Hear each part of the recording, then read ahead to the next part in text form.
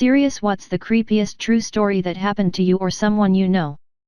Could be paranormal or otherwise. Edit. Thanks for all the stories so far.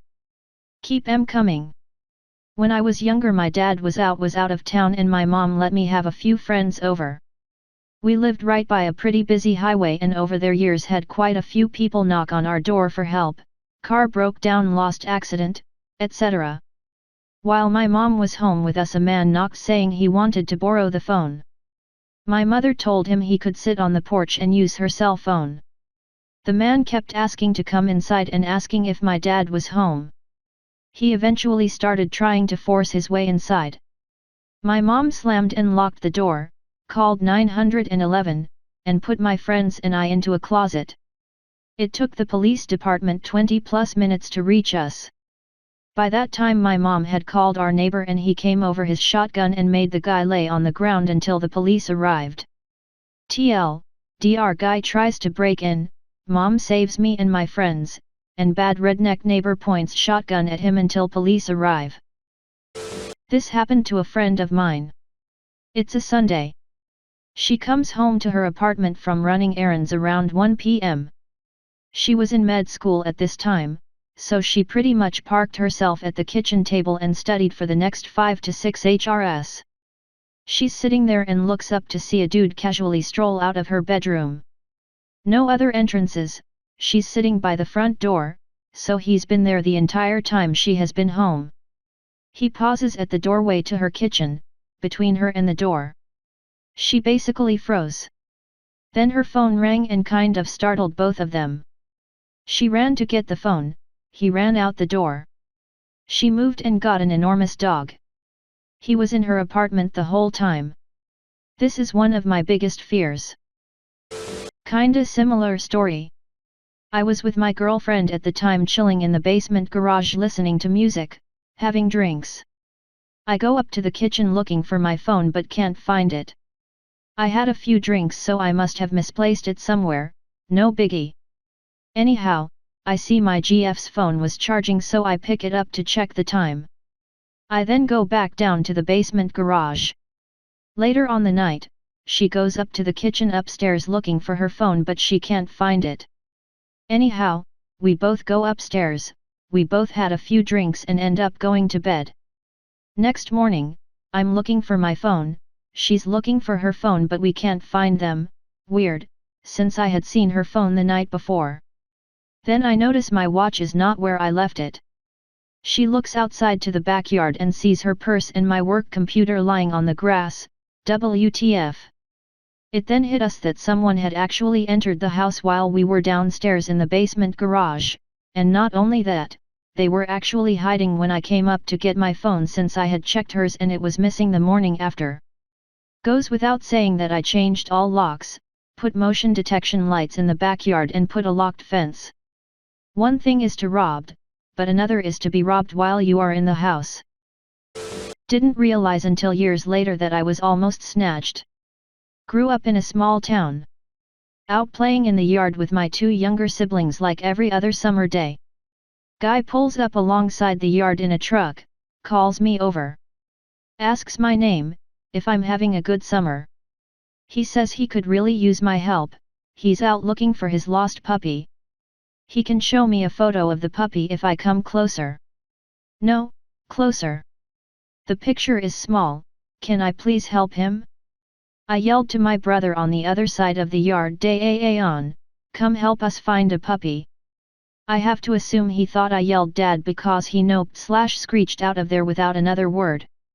I remember being really worried about that puppy, until we had an assembly at our primary school about things strangers might say to lure you into their vehicles. Edit. Whoa. Till almost everyone has a almost snatched story. That's horrifying. Sad face. This just reminded me of a somewhat similar event that happened to me when I was in middle school. My best friend at the time lived only a mile or so from the school, so we would walk to her house afterwards and hang out for a bit most days. One day when we were literally 2 blocks from her house, some older guy pulled up alongside us and offered a ride. We kind of laughed, not knowing the seriousness of the situation, and declined. He rolled slowly along the curb as we walked and tried convincing us to get in. It was his pleasure to give us a ride. Then it turned to him just trying to convince her to get in. She developed early and was already a DD cup size in middle school, so I assume he was after her from the start. I don't remember how it ended, but I assume we had arrived at her house and that's when he took off. Looking back, that dude was a creep and I was oblivious. I'm sure it would have been his pleasure. Creep. Edited for details. Something similar happened to me when my friend and I were walking home from a convenience store. The guys were in a pickup truck, offered us a ride, we told them no, they kept creeping along next to us asking us 2 or 3 more times. Finally I just stopped walking, walked behind the car and crossed to the other side of the street. They took off. It was pretty scary, especially looking back now and imagining what those creeps might have done. I was in a grocery store one time and I walked by a scruffy guy probably in his 50s talking to a young girl. I had earphones on and couldn't catch what they were saying, but about 3 minutes later the guy sprinted past me, ran out of the store and drove away in his pickup truck in about 15 seconds. I looked back behind me and the girl was confused while her mother was sobbing and hugging her very tightly. Edit, spelling. There used to be billboards for anti-drunk driving campaigns that would show a picture of a happy family or whatever and then let you know they were all killed by drunk drivers. When I was about 16 I saw my own face on one of those signs. It was a picture of myself, my little brother, and my 2 childhood friends that lived next door to me when I was in 1st grade. So, maybe I'm dead. One of these billboards was right by my work so I had to look at it every day. After telling my mom about it, she said the father of the kids next door was a photographer. Photographer from the local alt weekly lived down the street when I was a kid. They were doing a story on youth homelessness, and for privacy reasons they couldn't put a picture of actual homeless youth on the cover of the paper. So you guessed it, it was me and my brother looking scruffy and forlorn. My parents thought it was hilarious. I'd just moved into a basement suite. Every time I went out I would lock the deadbolt but not the door handle, but when I came home a lot of the time the deadbolt would be unlocked and the door handle would be locked. At first I thought I was just confused about which one I had locked, so I started paying more attention. It kept happening and I realized someone must be going in when I went out.